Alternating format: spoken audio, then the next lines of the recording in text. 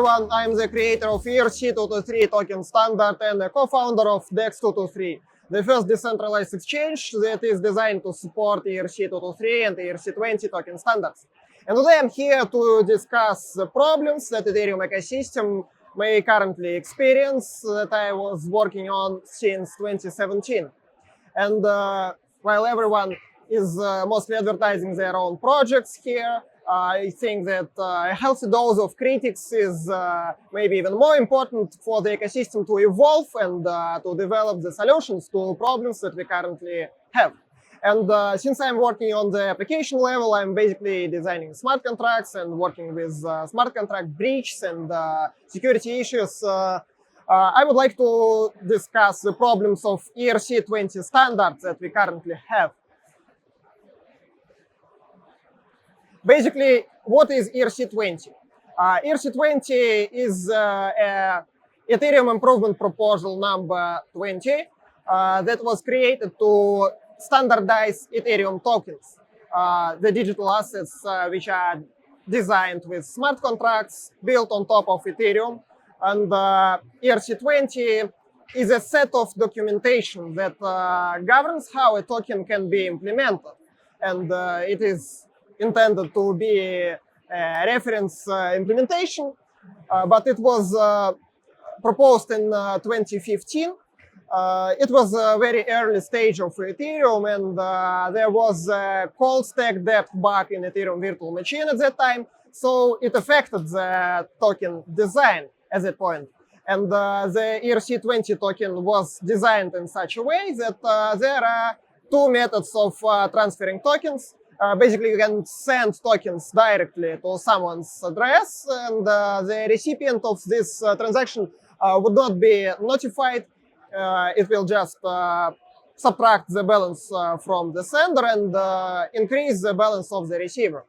The second method is designed to make it possible to deposit tokens to smart contracts, and it involves authorizing some third party to move tokens from the sender's address on behalf of the authorizing party.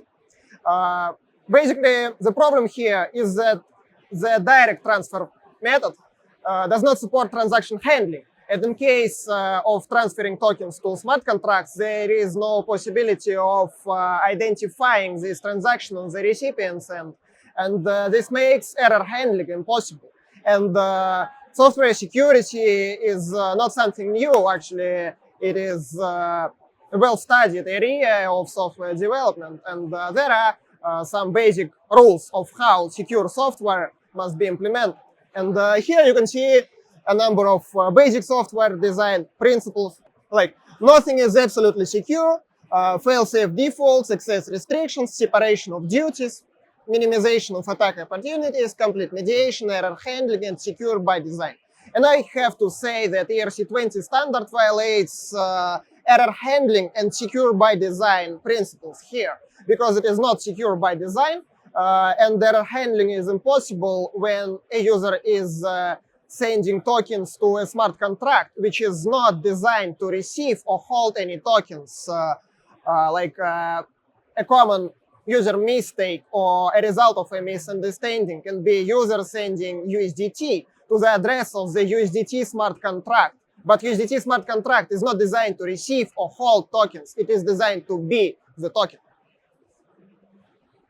My team has developed a script that calculates the results of those operations that users mistakenly send tokens to smart contracts when it is known that the smart contract is not designed to receive this transaction.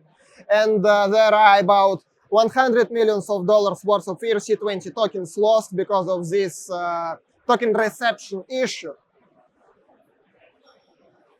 And this page is available at this address and through this QR code.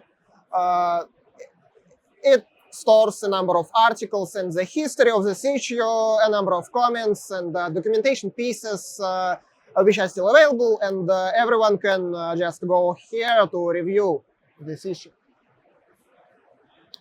Basically, the history of the problem started in 2015 when the ERC-20 standard was implemented.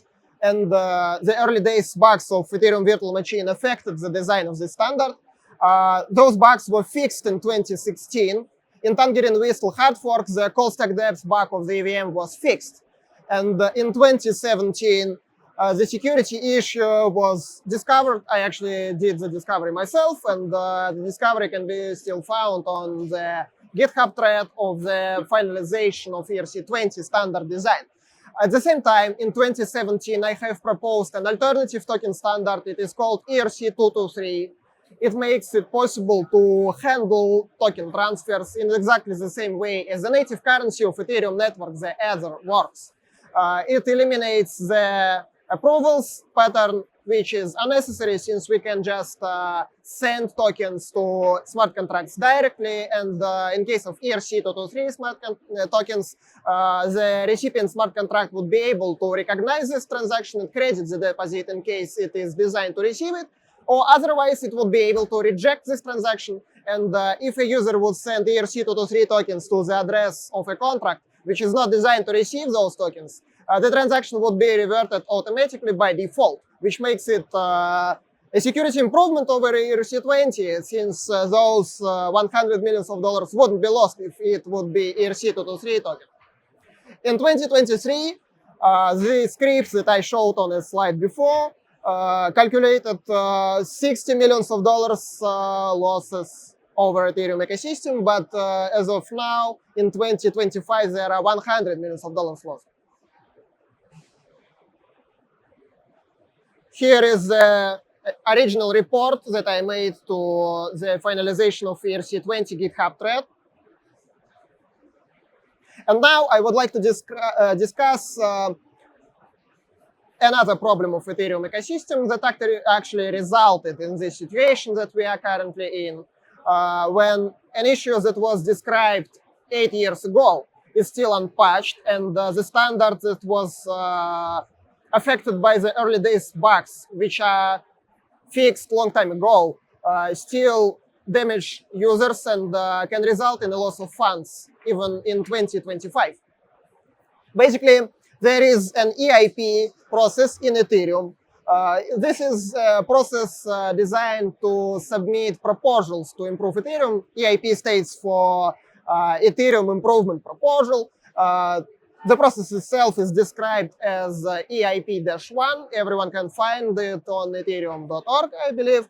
And the process includes submitting an idea, documenting it, and pushing it through draft, review, last call, and final states. Those states and the transition of an improvement proposal is governed by the EIP editors, which are community members, and some of them are Ethereum Foundation members, I believe.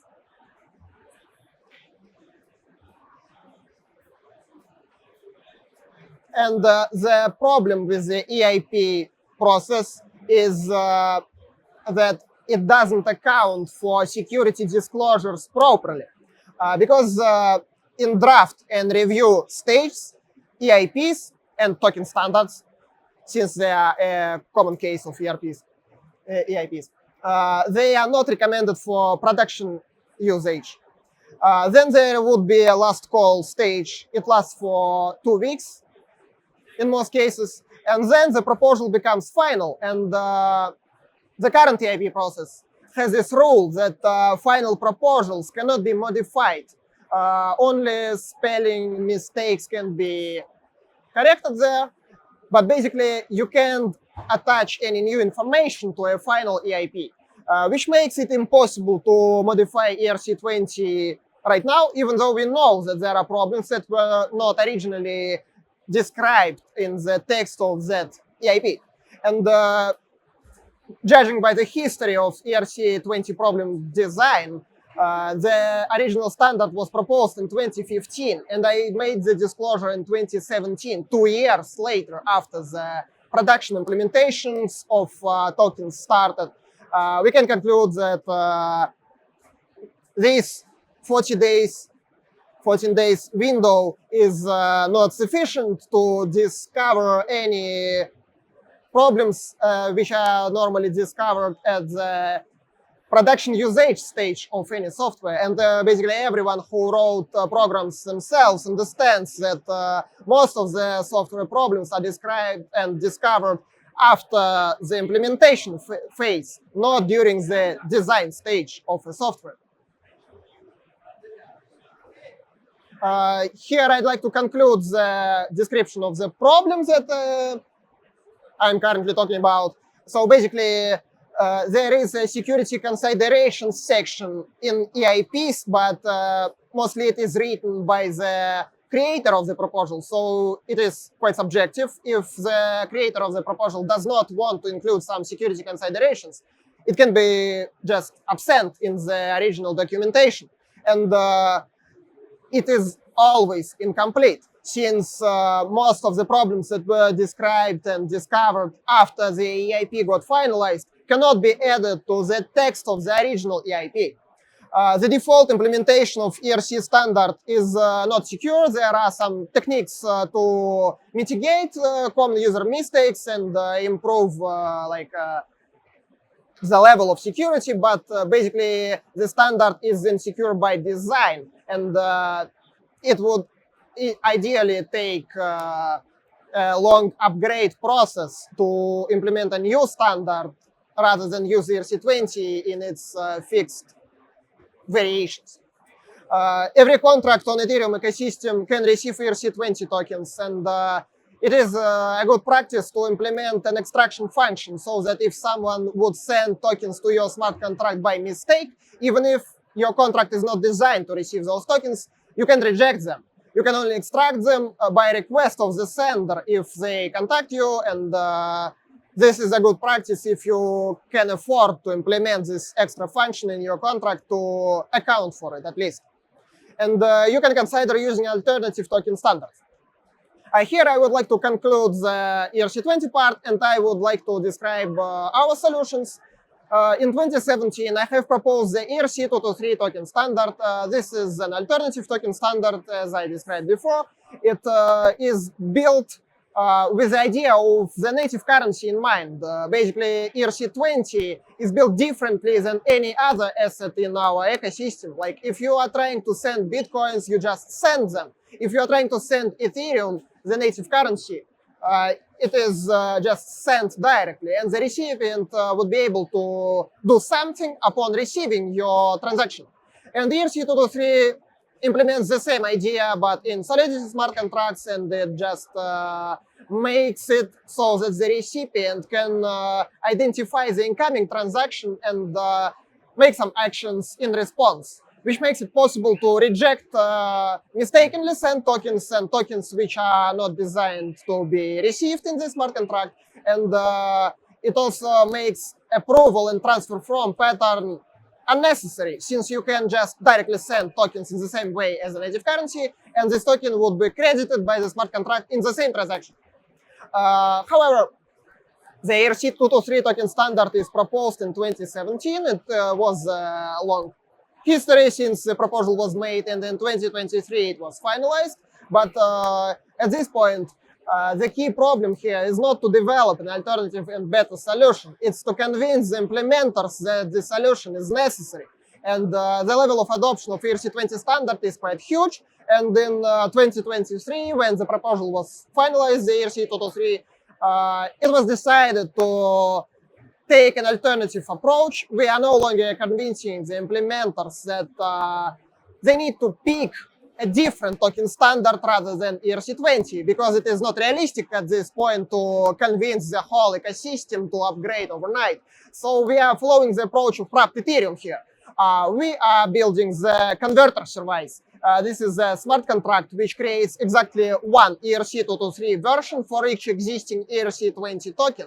And it is basically focused on users, since our goal is to enable users to start using ERC-223 tokens without any actions required by the token developers and without the consent of token developers team, because token developers find it difficult for them to accept a new standard. They need to redesign their contracts or make sure this would work fine with older interfaces The exchange may be concerned with security issues, and token developers only find it problematic for them to support this new standard. But it is the end users who make transactions who can lose money as a result of a mistake, who are interested in the support of this new standard. So our converter service actually allows those users to transform the existing ERC-20 tokens into ERC-223 versions and convert it back to ERC-20 original if they want to.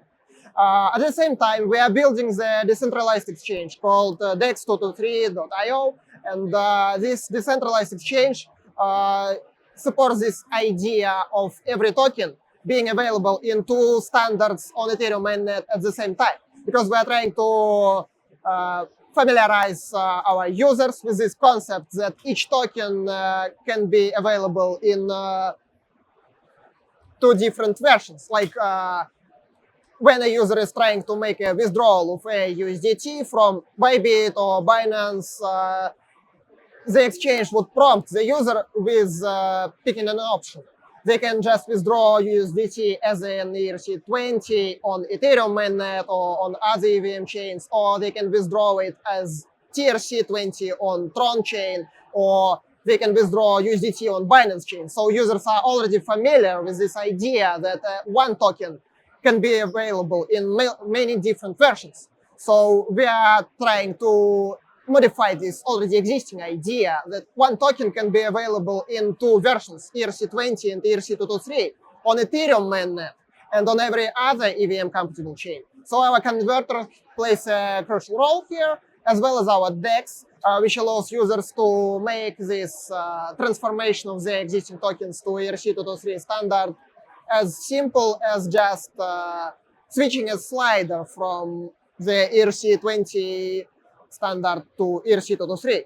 And from technical side, our DEX supports the converter, which means that a user can provide liquidity in ERC-20 standard, and it doesn't require anyone to supply ERC-223 tokens, since when the user demands to receive ERC-223 tokens as a result of a swap operation, they would be able to receive tokens if the pool can automatically convert the existing ERC-20 liquidity into ERC-223 version and deliver these tokens to the user. The core problem here is that final EIPs are final, but this idea, this concept of final something in a rapidly evolving ecosystem and such rapidly evolving tech as Ethereum and crypto in general is flawed on its own. We can't have something finalized forever because if we would leave security considerations section mutable so that the EIP editors could attach new issues once they are discovered, it wouldn't be as much of a problem for us. I believe that the coordination of an ecosystem upgrade would still take a lot of resources, but it would be much easier to convince the implementers at least. And the communication of the issue is still a very important part of the process, so we need to account for it. I believe that we need to make security considerations mutable. And I actually made a proposal in 2022, but it wasn't accepted by the EIP editors since we had some disagreements on what to consider a security problem and what to consider user errors or some EIP proposers trying to advertise their EIPs over another EIPs, because this is a competitive process. People can try to abuse the system to make their proposals look like they're better than other proposals by just overwhelming security considerations of competing proposals, and as a result, we are stuck with the process that I described, and we don't have a perfect solution now. But I believe that we still have to make security considerations more open for adding new information, so that we would be able to communicate it properly to implementers. I think that I covered everything, and here we can conclude this presentation, I think.